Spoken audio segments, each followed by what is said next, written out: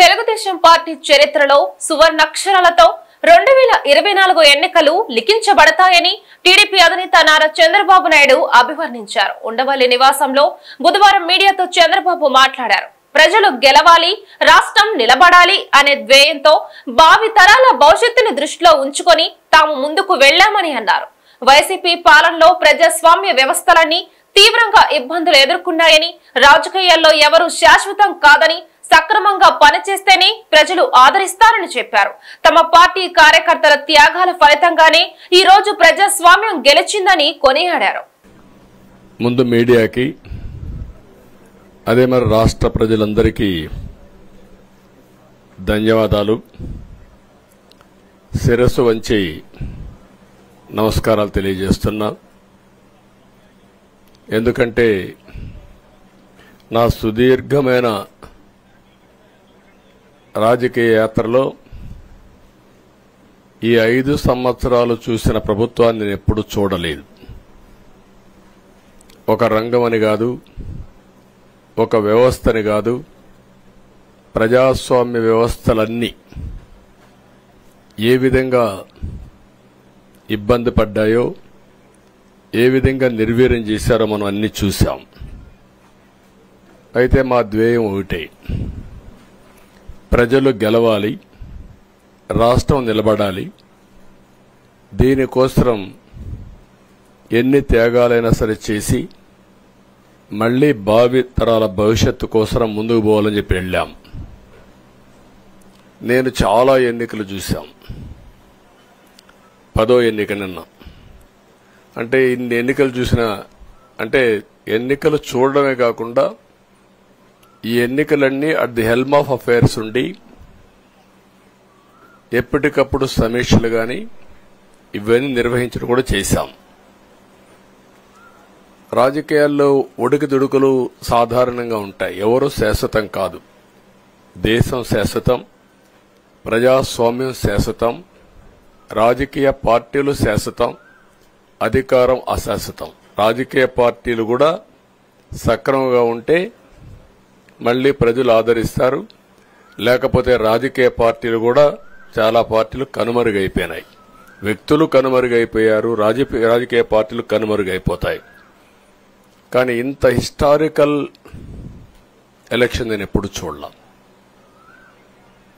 నా జీవితంలో చాలా ఎలక్షన్స్ ఫేస్ చేస్తే కానీ వేవ్ కనపడేది, వ్యతిరేకత కనపడేది. కానీ ఈ ఎలక్షన్లో ఎక్కడో అమెరికాలో ఉండే వ్యక్తి ఒక 5 లక్షలు 10 లక్షలు ఖర్చు పెట్టుకొని నేను రావాలి, ఓటేయాలి, రాష్ట్రం నిలబడాలి, ప్రజలు గెలవాలి అనే ఆవేదనతో వచ్చారు. ఎక్కడో పక్క రాష్ట్రాల్లో ఎక్కడో కడుపు నిండడం కోసం కూలి పనులకైనటువంటి వ్యక్తులు, పాచి పనులు చేసుకునే వ్యక్తులు సొంత డబ్బులు పెట్టుకొని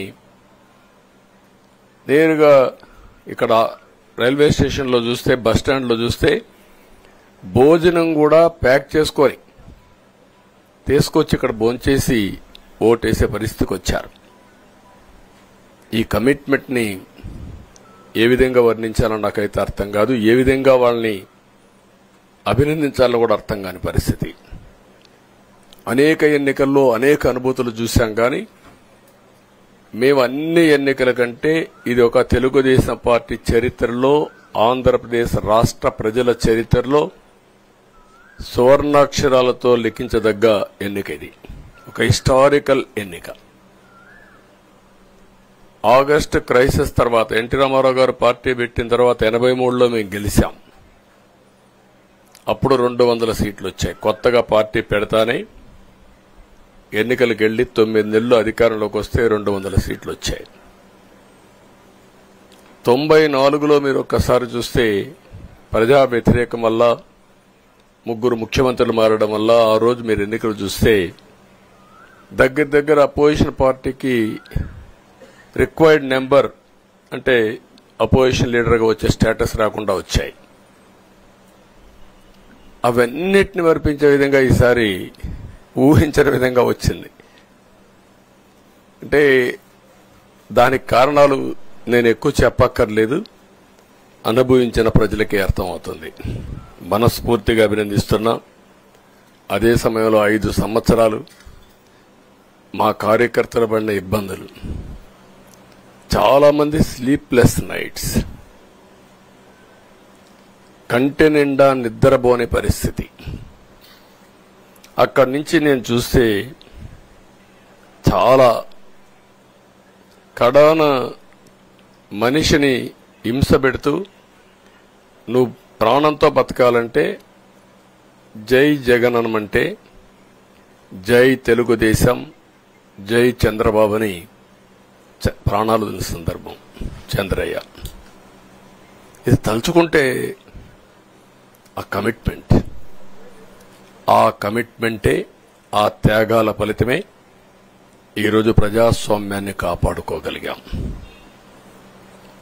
ఒక మా కార్యకర్తలకే కాదు, మీడియా 5 ఏళ్లు మీరు పడిన ఇబ్బందులు, మీరు కోర్టుల చుట్టూరు తిరిగిన ఇది, మిమ్మల్ని సిబిసిఐడి ఆఫీసులో పెట్టి వేధించిన విధానం, అవి తలుచుకుంటే ప్రజాస్వామ్యమే సిగ్గుతో తలంచుకోవాలి. అలాంటి సంఘటనలు జరిగాయి. మేనేజ్మెంట్ని ఒకరినని కాదు, ఎవరినైనా పట్టుకురావచ్చు, ఏదైనా చేయొచ్చు అనే ధీమా వచ్చేసి ఇష్టానుసారంగా ప్రవర్తించే పరిస్థితికి వచ్చారు. అదే సమయంలో ప్రజల మీద, మా పార్టీ మీద సరే, ఈవెన్ జనసేన పవన్ కళ్యాణ్, ఆయనకు కూడా స్వేచ్ఛ లేదు. ఎక్కడైనా సరే విశాఖపట్నానికి వెళితే ఉన్న పళంగా విశాఖపట్నం నుంచి వెకేట్ చేయాలని తిరిగి, అంటే నగర బహిష్కరణ. ఒక నాయకుడిని నగర బహిష్కరణ చేస్తే కారణం చెప్పకుండా ఇంకా వేరే వాళ్ళ కథ ఏముంటుందో మనం ఆలోచించుకోవాల్సిన అవసరం ఉంది. కేసులు పెడితే ఎందుకు పెట్టావు కేసు అని అడిగితే దానికి సమాధానం చెప్పకుండా ముందు నిన్ను అరెస్ట్ చేస్తున్నాం, తర్వాత కేసు డీటెయిల్స్ ఇస్తా ఉంటారు.